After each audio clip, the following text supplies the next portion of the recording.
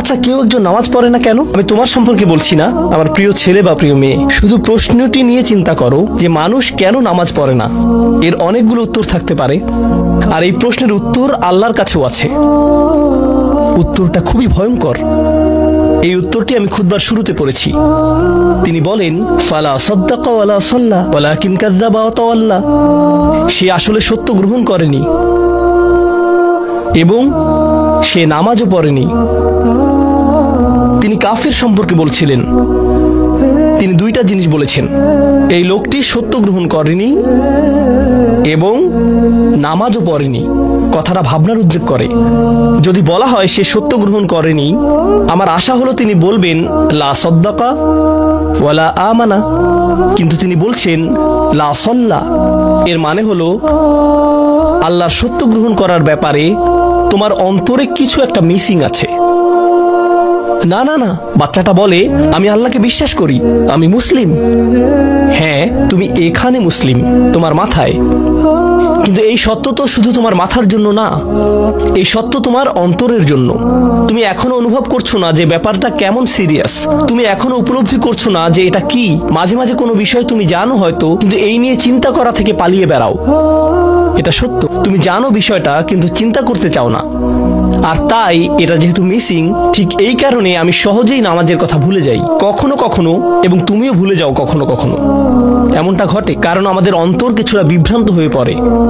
দিনের এই সত্যতা, আল্লাহকে সেই সত্যটা, সেই অকাট্য সত্যটা আমাদের মস্তিষ্কের পেছনের কোনো একটা সেলফে গিয়ে পড়ে থাকে। আমরা অন্য কিছুতে ব্যস্ত হয়ে পড়ি এবং এই নিয়ে আর চিন্তা করি না। আল্লাহ এটাই বলেছেন। সুতরাং তোমার নামাজ পড়া আল্লাহর প্রয়োজন নেই। এমনকি তুমি যদি নামাজ পড়ো, আমি পড়তে বলছি এই কারণে, তখন কি করো? নামাজের জন্য কিভাবে নিয়ত করো? তখন আমি 4 রাকাত নামাজ পড়বো, দাঁড়ালাম, কারণ আমার আব্বা বারবার পড়তে বলছেন। আল্লাহু আকবার। নবী সাল্লাল্লাহু আলাইহি সাল্লাম আমাদের বলেছেন, নিয়ত সঠিক না হলে কাজের কোনো মূল্য থাকে না। ইন্নামাল আমালু বিন্নিয়াহ, ইন্নামাল আমালু বিন্নিয়াত। এমনকি যদি তুমি কাজটা করেও থাকো কিন্তু তোমার নিয়ত ছিল আমি শুধু তোমাকে বিরক্ত করি, এটাই তোমার নিয়ত, তখন এই নামাজ আমার যেমন কোনো উপকার করবে না, ঠিক তেমনি তোমারও কোনো উপকার করবে না। তোমার সত্যিকারের আন্তরিক নামাজ থেকে একমাত্র যে উপকৃত হবে সে হলো তুমি নিজে। এখন এটাই সেই প্রশ্নের উত্তর যে কেন একজন মানুষ নামাজ পড়ে না। আরো 2টা কথা তোমার সম্পর্কে বলতে চাই। তার মাঝে একটা হলো নামাজ পড়ার উদ্দেশ্য কি, কোন কারণে পড়ব। কারণ তুমি হয়তো ভাবছো নামাজ পড়ার উদ্দেশ্য হলো তুমি যেন জাহান্নামে না জ্বলো। নামাজ পড়ার উদ্দেশ্য হলো তুমি যদি নামাজ না পড়ো আল্লাহ তোমাকে ঘৃণা করবেন। নামাজ পড়ার উদ্দেশ্য হলো তুমি যদি নামাজ না পড়ো তুমি শাস্তি পাবে, অথবা তুমি আর মুসলিমই থাকবে না, ফেরেশতারা তোমাকে অভিশাপ দিবে। সমস্ত নেতিবাচক বিষয়। আল্লাহ ওই সমস্ত উদ্দেশ্যের কথা উল্লেখ করেননি। নেতিবাচক কিছু থেকে মুক্তি পাওয়া নামাজের মূল উদ্দেশ্য নয়। নামাজের মূল উদ্দেশ্য হলো ইতিবাচক কিছুর দিকে ছুটে চলা, এটাই নামাজের উদ্দেশ্য। এমন 2 ছাত্রের মধ্যে পার্থক্য জানো? একজন লেখাপড়া করে যেন সে ফেল না করে, আর অন্যজন লেখাপড়া করে কারণ সে ওই সাবজেক্টটা পড়তে ভালোবাসে। একজন ছাত্র পড়ালেখা করছে পজিটিভ কিছুর জন্য, আর অন্যজন পড়ালেখা করছে কারণ সে এমন কিছু থেকে বাঁচতে চাচ্ছে যা নেগেটিভ। একজন কর্মচারী তার চাকরিটাকে দারুণ ভালোবাসে, আর অন্য একজন কর্মচারী শুধু চায় সে যেন চাকরিটা না হারায়।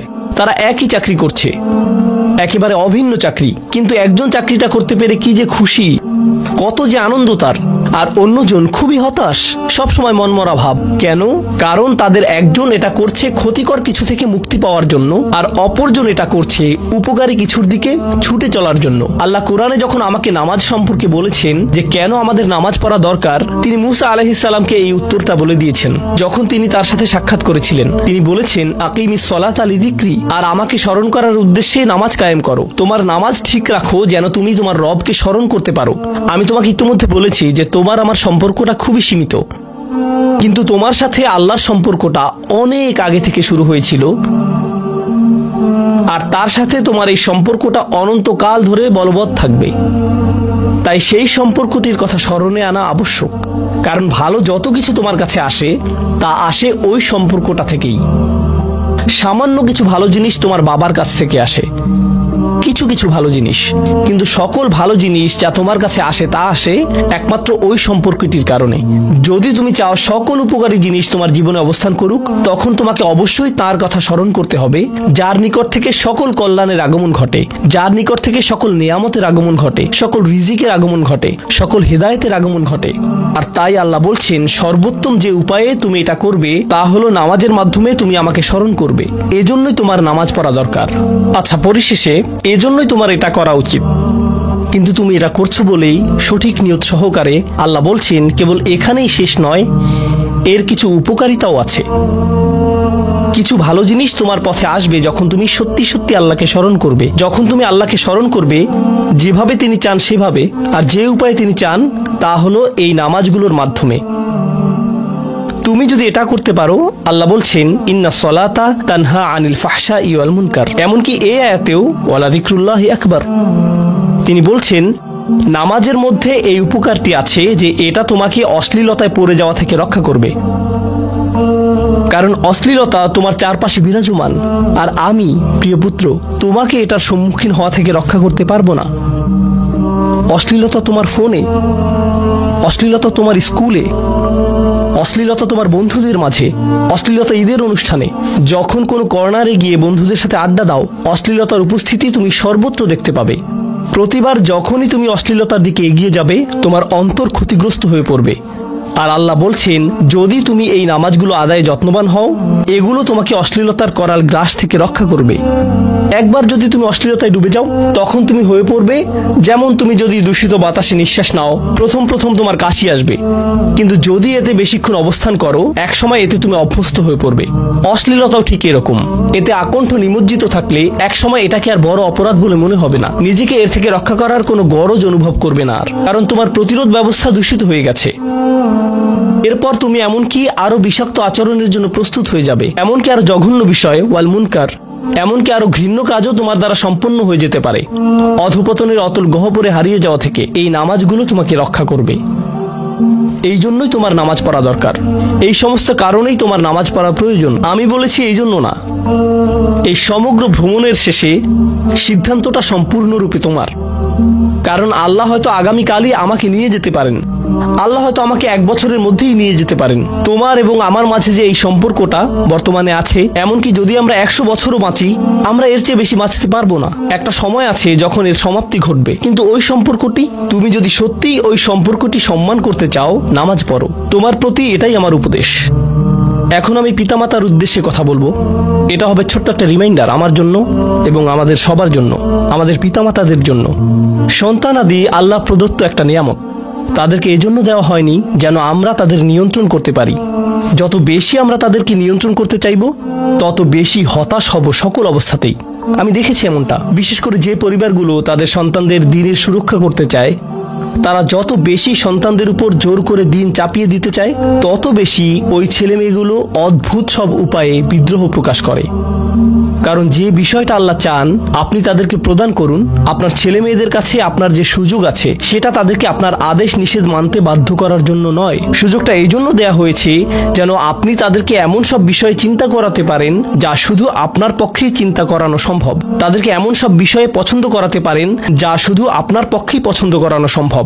আপনার বাচ্চাটা বাস্কেটবল পছন্দ করে কারণ সে আপনাকে বাস্কেটবল খেলতে দেখেছে, সে প্লে স্টেশন পছন্দ করে কারণ সে তার বাবাকে প্লে স্টেশনে খেলতে দেখেছে। এভাবে আপনি বাচ্চাটার অন্তরে কোনো কিছুর জন্য ভালোবাসা তৈরি করে দিতে পারেন, কারণ আপনি যেরকম আপনার পক্ষে এটা করা সম্ভব। আর যখন বাচ্চাদেরকে বলতে থাকেন তোমার হোমওয়ার্ক করো, তোমার হোমওয়ার্ক করো, আপনার সন্তানের বয়স যখন 40 হবে সে তখন বলবে না আমি হোমওয়ার্ক ভালোবাসি, কিন্তু 40 বছর বয়সেও সে বলবে আমি বাস্কেটবল ভালোবাসি, আমার বাবা সবসময় বাস্কেটবল খেলতেন।